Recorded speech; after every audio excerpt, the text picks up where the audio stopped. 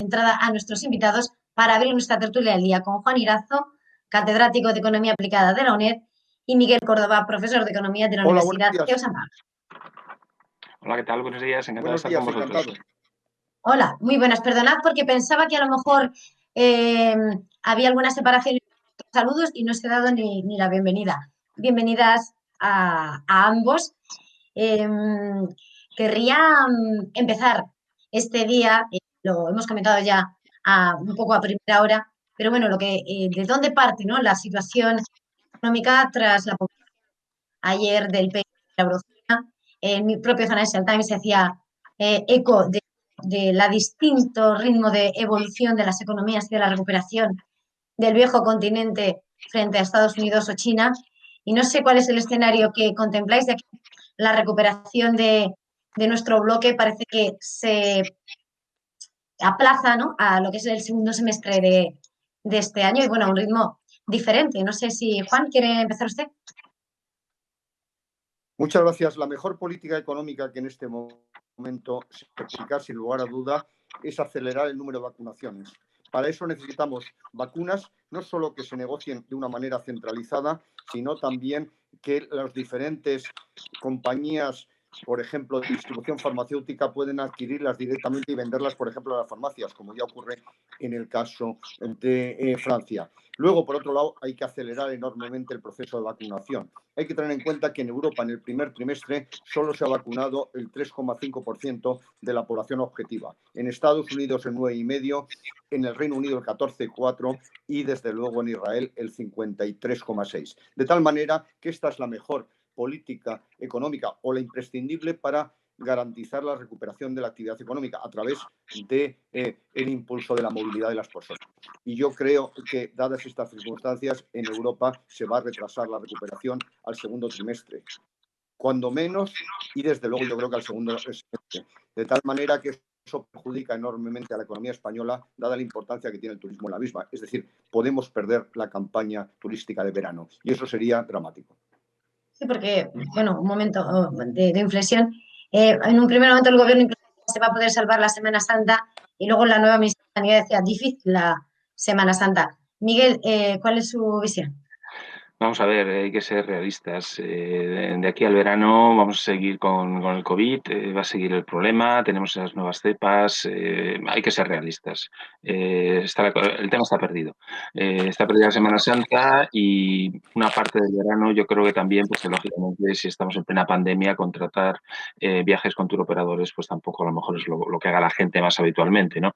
Por tanto, bueno, tenemos que asumirlo.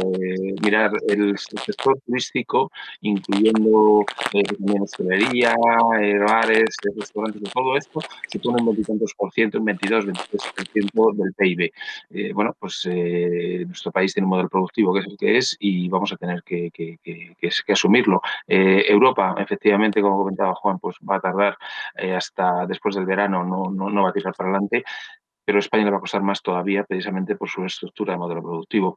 Yo realmente auguro que va a ser otro año difícil para la economía española y todo va a depender, bueno, pues del plan de choque que haga nuestro gobierno. Yo hasta ahora no le veo que se esté moviendo demasiado. De alguna manera me han traído el tema que querías poner sobre la mesa, porque venían del todo, ¿no?, de lo que es el bloque de Europa a lo que es nuestro caso particular de la economía española, miedo a la campaña de verano, a Semana Santa, y entre tanto voces, ¿no?, de algunas formas sobre todo desde fuera de nuestras fronteras, que reclaman un confinamiento para frenar la expansión. Según los datos, ya hemos visto las cifras del paro en enero. Un nuevo confinamiento, según los datos, destruiría unos 480.000 empleos en una semana, según Cepime, y las empresas perderían a la semana. ¿Ustedes creen que, pese a las voces encontradas y las restricciones que solicitan también algunas comunidades autónomas frente al gobierno central, España podría permitir que tendría un nuevo confinamiento? ¿Lo podría soportar la economía? Juan, por ir alternándose. Evidentemente, ¿Juan? evidentemente que no. Evidentemente que un confinamiento absoluto significaría la caída espectacular del PIB. Hay que tener en cuenta que, según los datos que dio ayer la Unión Europea, el PIB español es el que más ha caído con mucha diferencia del total de la Unión Monetaria. Cayó el 11% frente a una caída del 6,8% de media, que, por ejemplo, en el caso de Alemania fue del 5,3%. Si nosotros confinamos toda la economía, habrá una destrucción enorme del tejido productivo. Miguel. Vamos a ver, el confinamiento tiene que ser una medida que tenga que tomarse en el momento en el que las autoridades sanitarias lo estimen oportuno y el gobierno lo acepte como tal. Yo creo que el confinamiento absoluto al estilo de marzo no es necesario. Otra cosa es que, bueno, pues se busquen mecanismos para que no ocurra, pues no sé, las atrocidades que se hacen, que están siempre encontrando fiestas salvajes, que la gente se reúne, que se va a las casas, que celebra cumpleaños, que celebra todo. Eso pues es un tema de cultura y de conciencia y lógicamente eso se tiene que eliminar. Lógicamente eso va a influir. Yo creo que no va a haber ese confinamiento, creo que ya se está doblando la curva y eso va a afectar al PIB. Lo que pasa es que la forma de contabilizar el PIB, que viene desde hace 70 años, no está concebida cuando Simon Katniss, que fue premio Nobel, lo montó aquel sistema en Estados Unidos, no está concebida para un modelo de emisión permanente de deuda. La economía ha caído bastante más, en mi opinión, no el 11%, sino más. Lo que pasa es que se mide como se mide. Pero claro, si tú emites 100 y pico mil millones de deuda pública y la inyectas en la economía, ese dinero va a consumo. Y lógicamente eso hace que el PIB baje menos porque la gente consume más. Y el PIB suma bienes y productos. Entonces, claro, eso no tenemos medio de medirlo, pero mi opinión es que la economía española en particular es la peor de Europa, con diferencia, y que, lógicamente, va a seguir sufriendo y cuando acabe en 2021 tendremos que empezar a echar cuentas, porque con los ratios y medidas que va a tener España en relación a Europa, yo no sé si es necesario algo, va a ser necesario algo parecido a un rescate para conseguir equilibrar la estructura económica española. El rescate suena duro. Es verdad que acaban de decir también el falseamiento, ¿no? Realmente del comportamiento del PIB por esas inyecciones de liquidez. Al tiempo, Juan decía antes también que no ve que el gobierno realmente esté lanzando unas propuestas firmes para apoyar la recuperación económica. No sé si todo pasa porque se necesitan más estímulos para la recuperación económica o cuáles creen que deberían ser las medidas a tomar. Juan. ¿Juan? ¿Miguel? Sí, bueno, vamos a ver, el tema de medidas, como siempre, pues evidentemente es política, ¿no? Entonces, la política es opinable, son juicios de valor y, bueno, pues depende un poco de las personas bueno, pues que estén al mando, ¿no? Bueno, en nuestro caso, a lo mejor, pues, bueno, pues deberíamos, pues, digamos que la situación es mejorable. Medidas, vamos a ver, el gran problema que hemos tenido, porque en el fondo nunca salimos de la crisis anterior del 2008, es el modelo productivo español. El 46% del PIB español depende la mitad, como he dicho antes, de turismo, hostelería, todo lo demás. Y la otra mitad del tema inmobiliario y el tema de construcción. Vamos, terreno y ladrillo, por hablar en términos tal. Claro, ese modelo no puede funcionar, no puede funcionar mucho menos en una recuperación. Es decir, las palabras I más D son palabras malditas aquí en el mundo del empresariado español. Entonces, tenemos que cambiar. Tenemos que cambiar porque, os pongo un ejemplo, el 25% de las exportaciones españolas en un año normal, vamos a olvidarnos del año COVID, son exportaciones de coches que se hacen en las plantas españolas, pero sin patente española, porque no tenemos ninguna empresa que sea nuestra. Entonces, lo que no podemos es tener un modelo de mano de obra barata para que, digamos, luego servirle la cerveza a los alemanes cuando vienen en verano. Eso hay que cambiarlo y eso llevará mucho tiempo. Eso, cambiar un modelo productivo te puede llevar 10, 15, 20 años, pero si no empezamos nunca, va a ser muy difícil. Por eso la recuperación va a ser dramática, porque los demás países van a tener problemas y, claro, no van a venir de vacaciones. Yo, por ejemplo, soy alemán, estoy allí, estoy todavía con el COVID en el mes de junio y, desde luego, no voy a contratar un viaje. No, está claro que lo que decíais, ¿no? Primero las vacunas que lleguen para inmunizar y luego ya se preocuparán de aceptarnos como destino y por lo tanto uno de los pilares de nuestra economía, como decías, de esos distintos sectores. En este momento, más allá de lo que es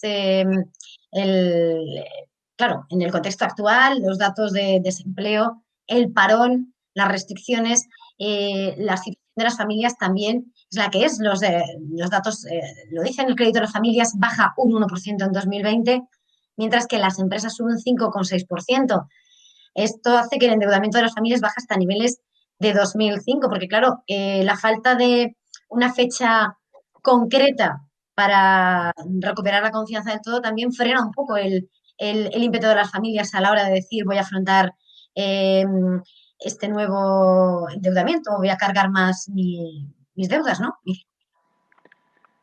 Sí, claro. El problema que tenemos en general es que en economía las expectativas funcionan. Es decir, el tema de las expectativas forma parte de la economía. Si existen unas expectativas razonables, pues la gente tiene alegría. Bueno, pues si considera que va a poder hacer algo con ese dinero que puede pedir prestado, pues lo hace. En estos momentos la gente está retraída. Al estar retraída, pues lógicamente ni se le ocurre pedir un préstamo. Pero es que además, aunque lo pidiera, la cosa tendría sus problemas. Es decir, los bancos solamente darían préstamos a entidades que ellos califican como de buena solvencia, con lo cual, bueno, pues es una especie de tormenta perfecta. Las familias efectivamente están al nivel del 2005, pero el 2005 estábamos en plena burbuja inmobiliaria.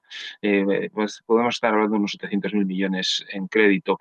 Bueno, no es una cifra, en mi opinión, excesiva para la situación de España. Sí, me preocupa mucho más la de las empresas, porque las empresas se están endeudando con préstamos de tesorería simplemente para sobrevivir. Y las entiendo, ojo.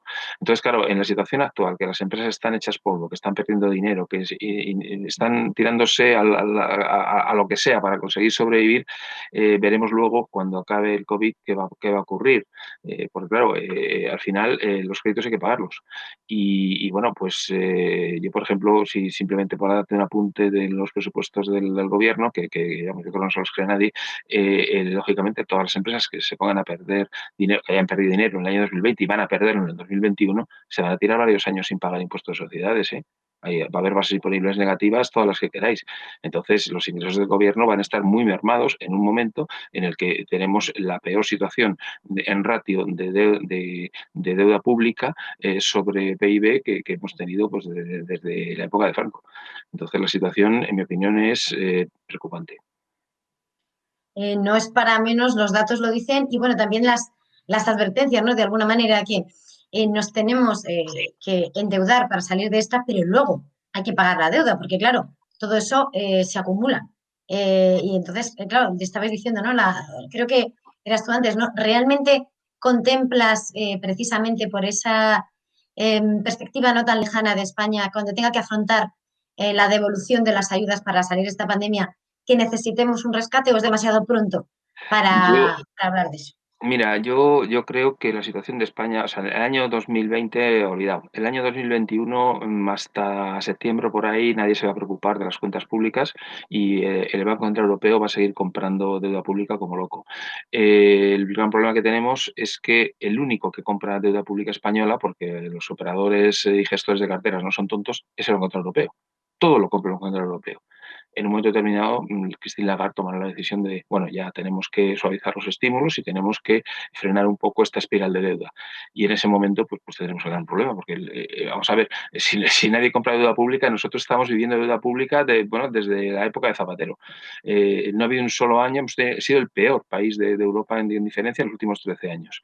Entonces, en una situación como esta, pues el año 2022 habrá muchísimos problemas. No tengo ninguna bolita mágica ni puedo decirlo, pero yo creo que en el primer semestre del año la cosa se pondrá muy seria y es posible que incluso tengamos elecciones generales anticipadas, porque lógicamente una parte del gobierno lo único que quiere es hacer gastar dinero y claro, cuando no hay, y Europa dirá, oye, hasta aquí hemos llegado, pues yo no sé si esa coalición va a explotar. Si esa coalición explota, mi opinión es que puede haber unas elecciones generales anticipadas. Y como lo lógico es que de esas elecciones no salga un gobierno único, diría que para el segundo semestre del año 2022 podría incluso haber hasta un gobierno de coalición para un gobierno de salvación de España y ahí es cuando digo que podría haber algo parecido a un rescate, porque yo creo que tuvimos rescate en el 2012, pero no se le llamó así. Entonces, por eso digo que algo parecido a un rescate. Miguel, muy complicado se nos ve el horizonte. Muchísimas gracias por Encantado. ayudarnos a interpretar la realidad, ver en qué se puede traducir todo, que al final nuestra vida y nuestro día a día y nuestro bolsillo. Miguel Córdoba, profesor de Economía de la Universidad de San Pablo, muchísimas gracias. No hemos podido despedir a Juan Iranzo, que hemos perdido la conexión. Gracias a los dos y hasta la próxima. Encantado. Adiós. Hasta otro día.